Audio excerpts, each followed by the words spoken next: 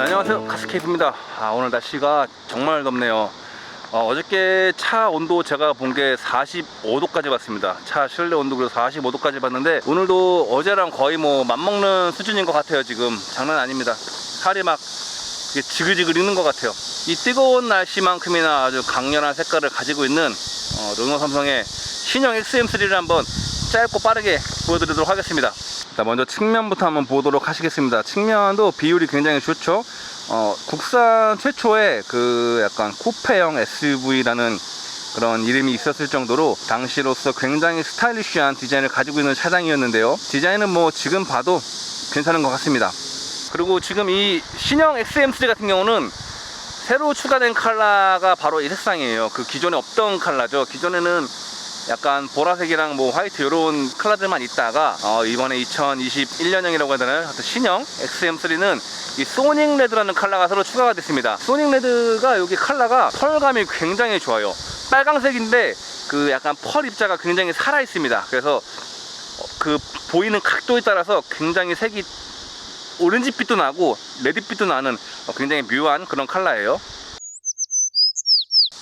그 전면부입니다. 전면부는 뭐 기존에 사실 뭐 바뀐 게 거의 없죠. 지난번에 제가 그 행사장에서 찍었던 영상도 그렇고 겉모습에서는 부분적으로 바뀐 게 이쪽에 요 안개등 자리라고 해야 되나요? 거기가 기존에는 안개등이 있었고 지금은 안개등이 없어지고 약간 크롬 장식이 생기고 저 안쪽으로 이제 실제 덕트가 여기에 이제 실제 덕트가 뚫려 있습니다. 그리고 전면은 뭐 이 정도 변화가 있습니다.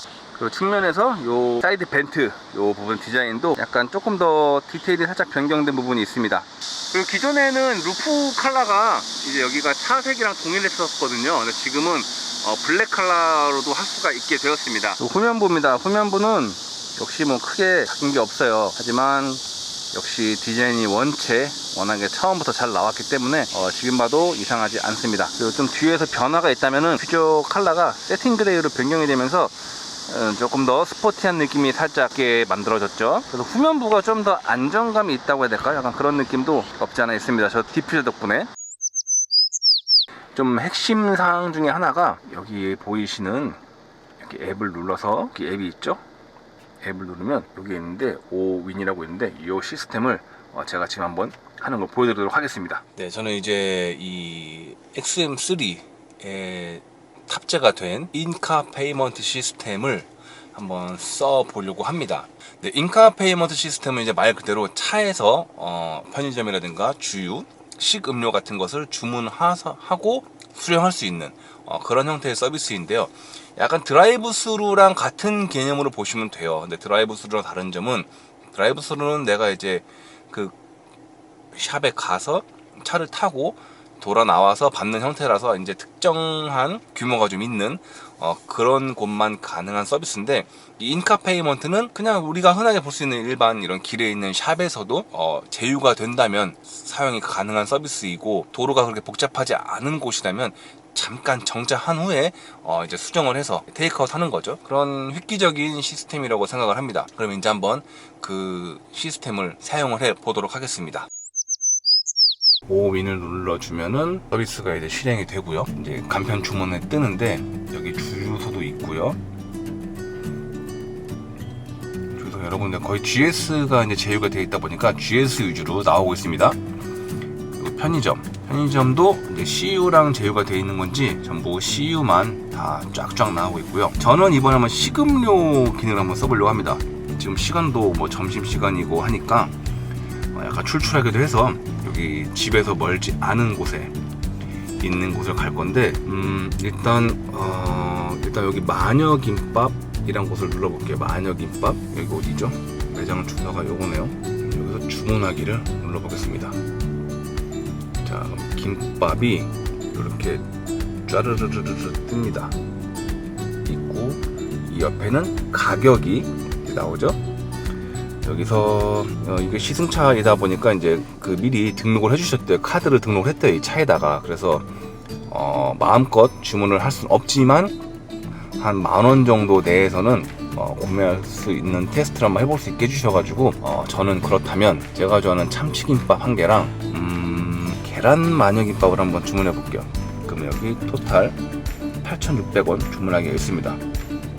주문하기를 누르고 그러면은 이렇게 나오네요. 8,600원에 결제 수단은 이렇게 카드가 있고 할인 쿠폰 없음. 도착 시간은 뭐 몇 분 후 픽업 예정이라고 나오는데 여기서 상암동이 대략 한 제가 봤을 때 한 15분 걸릴 것 같으니까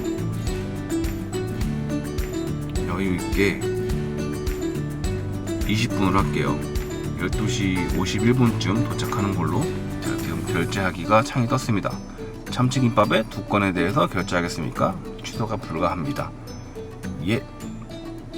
그러면 등급빙을 돌아가고 주문 접수 진행 상태가 나옵니다. 주문 접수가 되어 있고요. 매장에서 주문을 확인하고 있습니다. 주문 수락된 후 길 안내 버튼 누르고 출발하여 주세요. 이게 주문 수락이 떠야 됩니다. 지금은 주문 접수 상태고요. 주문 수락이 떠야 제가 여기서 길 안내를 눌러서 갈 수 있겠죠.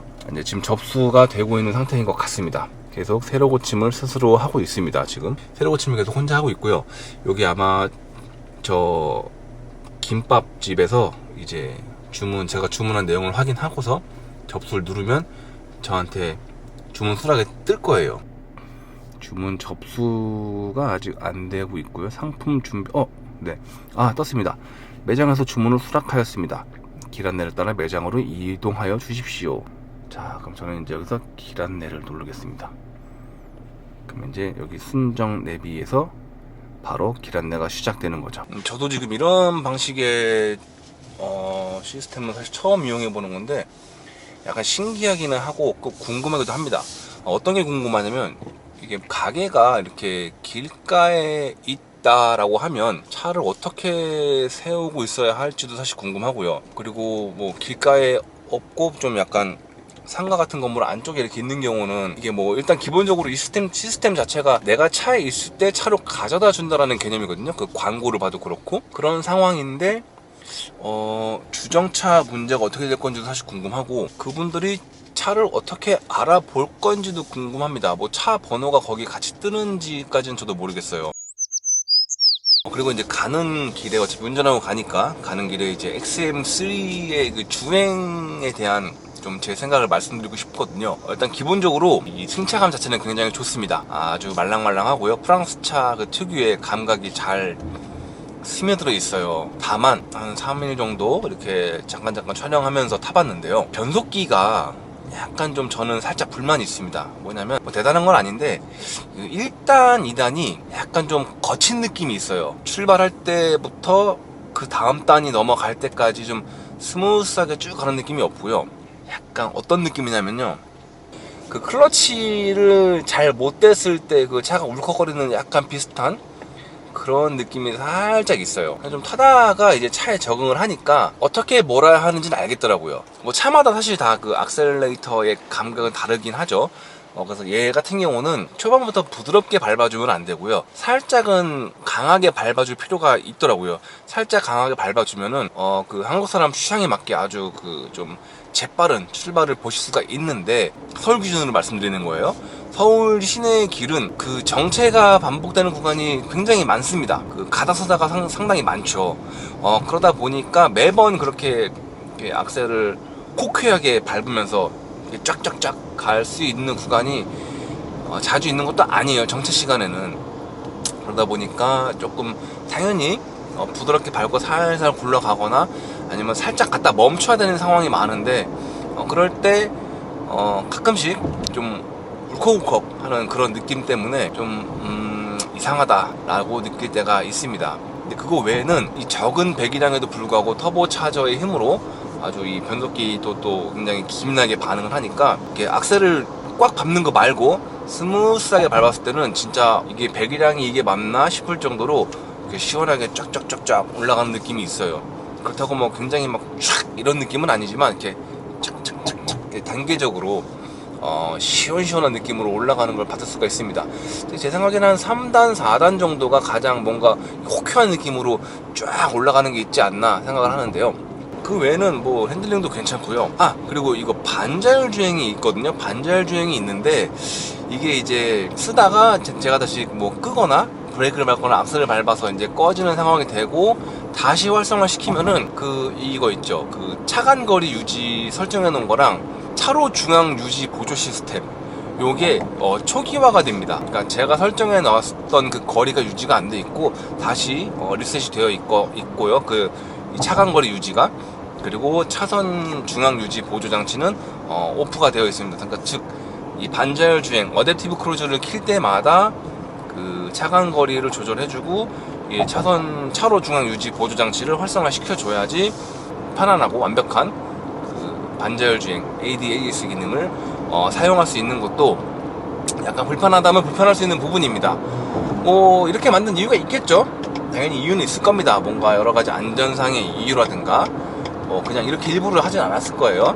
다 이유가 있을 텐데 어쨌든 이렇게 되지 않는 차들에 좀 적응이 되다 보니까 저 스스로도 이게 약간 생소하고 불편한 느낌도 있습니다만 안전 때문에 아마 하신 것 같기도 하고, 그리고 이거 또 있네요. 차선에 약간 붙으면 그 경고가 있어요. 이게 그 경고음이 있는데 이상할이 많지 민감합니다. 제가 이 설정에서 여기 요 차선을 누르고 보면은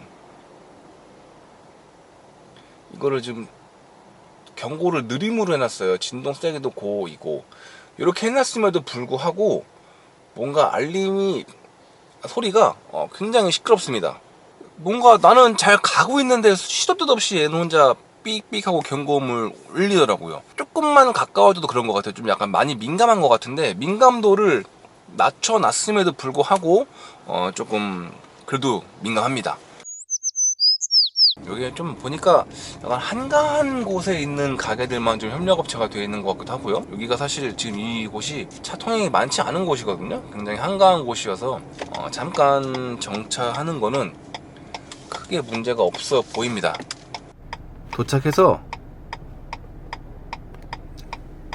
도착하면 이걸 눌러야 됩니다. 여기 지금 없어졌는데 매장 호출 버튼을 눌러야 됩니다. 여기 호출 버튼 눌러주세요라고 있죠. 요걸 눌러야 나오시는 모양입니다. 지금 일단 제가 눌러놓은 상태고요. 제가 카메라 찍는 거 깜빡하고 그냥 눌러버렸어요. 급한 마음에. 눌러서 지금 여기 길가에 기다리고 있는 픽업존이 여기 있네요. 여기 이게 뭐죠? 마녀김밥 가게 앞인데 일단 그래도 주정차가 가능한 곳이긴 하네요. 약간은 정차는 가능합니다. 주차는 안 돼도. 자, 주차 안 돼도 정차는 되는데 이게 어떻게 알고 나오시려나? 누가 나오시나? 모르겠네요. 일단 오긴 왔는데 일단 마스크를 쓰고 가야 되나요?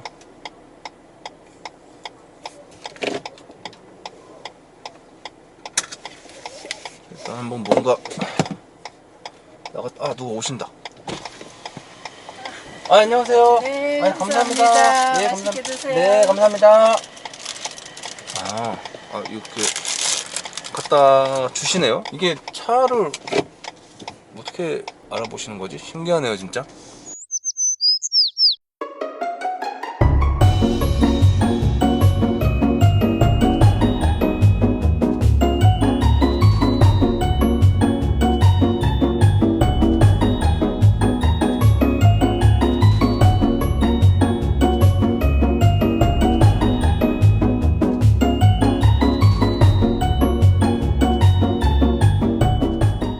김밥 먹고 목말라서 이거 먹었는데 목이 더 마르네요 이거. 콜라할걸. 맛은 있는데 김밥이랑은 매치가 좋지 않습니다. 거기다가 지금 시원하지가 않으니까 더 별로네요. 네, 트렁크를 한번 보여드리도록 하겠습니다. 트렁크는 전동 아니고요, 손으로 열어줘야 합니다. 김밥 먹은 흔적과 물이 있고 이렇게 지금 이쪽에도 조그맣게 공간이 있죠. 이 트렁크가 요렇게가 생각보다 깁니다. 보통은 저 한 중간쯤에 이렇게 끊겨 있어서 더 작은 트렁크들을 가진 차들이 많은데 얘는 요 길이를 끝까지 좀 확보한 것 같습니다. 좀 쿠페형이다 보니까 뒤를 좀 길게 늘려서 가능한 걸까요? 하지만 높이는 사실 높지가 않아요. 쿠페형이다 보니까 이 전체적인 트렁크 높이는 높지가 않고 덮개를 뺀다고 해도 애초에 좀 스타일리시한 뒷라인을 위해서 공간을 약간 희생하다 보니 저기라도 좀 더 뺀 게 아닌가 라고 생각을 합니다.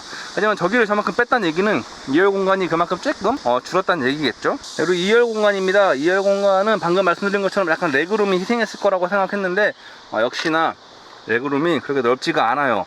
하지만 이게 또 레그룸을 그러니까 트렁크 공간을 조금 더 확보했다고 해서 레그룸이 늘어날 수도 없는 게, 애초에 디자인이 쿠페형처럼 내려오다 보니까 얘가 뭐 더 뒤로 간다 한들 헤드룸 확보가 안 됐겠죠. 그러다 보니까 뭐 이렇게밖에 안 된 것 같은데, 뭐 약간 쿠페형 SUV는 사실 좀 공간은 희생할 수밖에 없는 것도 사실입니다.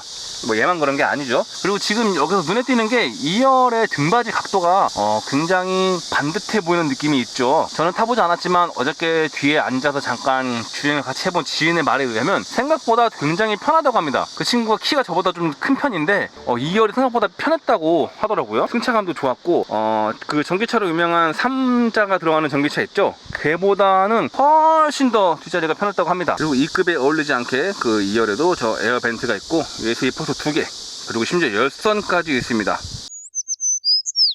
자, 이제 1열입니다. 1열은 보시다시피 이렇게 생겼어요. 기존 SM3랑 아주 똑같습니다.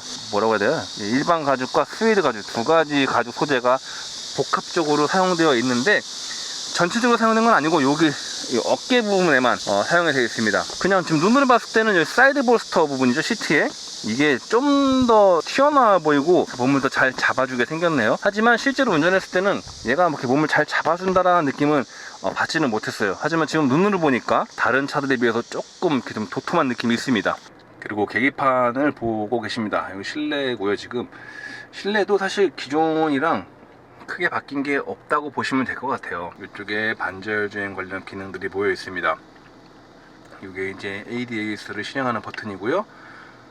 이걸 누르고 이제 여기 차선 중앙 유지 보조 장치입니다. 여기가 터치 방식의 큰 스크린을 가지고 있는데요. 그래도 불구하고 공조 장치는 따로 이렇게 빼놓은 모습이 굉장히 마음에 들어요. 그리고 이 차 같은 경우는 이제 보스 오디오가 달려 있어요. 그래서 보스 오디오가 이 소형차급에서는 사실 보스 오디오 달린 차들이 보기가 드문데 나름 괜찮은 오디오 음질을 가지고 있습니다. 뭐 그렇다고 대단한 정도는 아니고요. 그냥 이런 소형차 치고는 아주 훌륭한 사운드 시스템을 가지고 있다. 운전하면서 노래 들을만 난다. 이런 정도로 생각하시면 좋을 것 같습니다. 보시면 좀 특이한 게 있을 거예요. 처음 보는 분들은 이 차 핸들에 오디오 조절하는 버튼 어디 있냐? 라고 할 수가 있는데, 핸들 뒤로 이렇게 있어서 여기에 볼륨, 오디오 업, 다운, 그 다음에 트랙 넘기는 뭐 사실 큰 기능은 없거나 위아래랑 요거랑 두 개 동시에 누르면 무음입니다.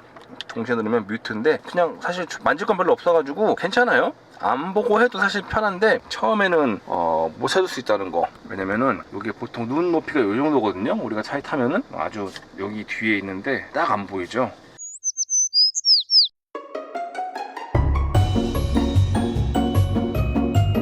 이렇게 좀 짧고 빠르게 르노 삼성 XM3를 한번 알아봤습니다. 상품성을 살짝 개선한 모델이에요. 페이스리프트가 되면서 상품성이 살짝 이렇게 업그레이드되고 좋아진 그런 모델인데요. 다른 유럽차나 뭐 프랑스 차들이 마찬가지인데 이 페이스리프트를 한다고 해서 뭔가 대폭적으로 확 바뀌는 건 없습니다.